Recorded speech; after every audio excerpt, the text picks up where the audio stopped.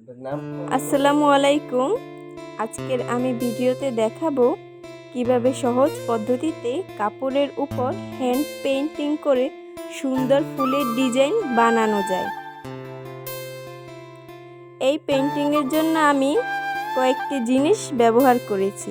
Navy blue রঙের cotton কাপড়, fabric acrylic paint, সাদা, গোলাপি এবং সবুজ, এই তিনটি রং। প্রথমে আমরা ফুলের পাপড়িগুলো আঁকবো গোলাপি রং দিয়ে।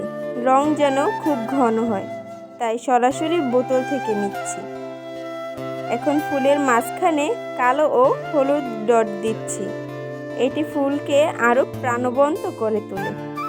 এরপর আমরা পাতাগুলো আঁকবো। প্রথমে হালকা সবুজ এবং পরে গাঢ় সবুজ দিয়ে শেডিং করব, যেন দেখতে আরও বেশি ন্যাচারাল লাগে। এখন কিছু সাদা পাতা ও লতানো ডিজাইন দিয়ে পুরো কম্পোজিশনটা ব্যালেন্স করছি। দেখুন কত সুন্দর হয়েছে।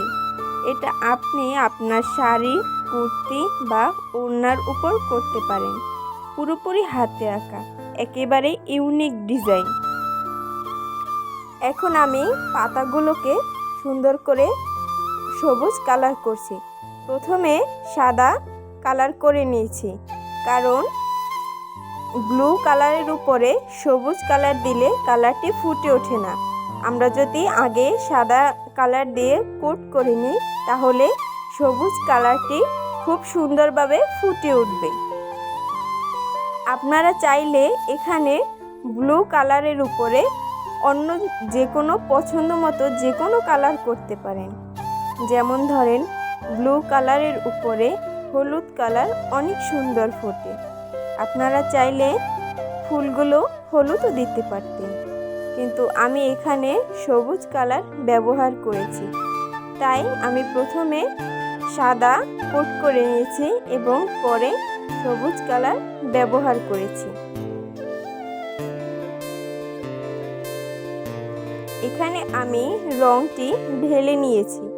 আপনারা চাইলে রংটি সরাসরি বোতল থেকে ব্যবহার করতে পারেন, তাহলে রংটির ঘনত্ব গাঢ় থাকে এবং কালার করলে দেখতে বেশি সুন্দর লাগে। ঘন রং দিয়ে কালার করলে কালারটি বেশি ফুটে ওঠে। আপনারা তাই চাইলে কালার না ঢেলে বোতল থেকে সরাসরি কালার করতে পারেন। আরও একটি গুরুত্বপূর্ণ কথা, সেটা হচ্ছে আমি আগে কাপড়ের উপর ডিজাইন এঁকে নিয়েছি। আপনি চাইলে সরাসরি রং দিয়েও আঁকতে পারেন, কিন্তু যদি আপনি নতুন শেখেন, তাহলে আপনি প্রথমে পেন্সিল দিয়ে কাপড়ের উপরে এঁকে নেবেন, তাহলে আপনার রং করা আরও অনেক সহজ হয়ে যাবে।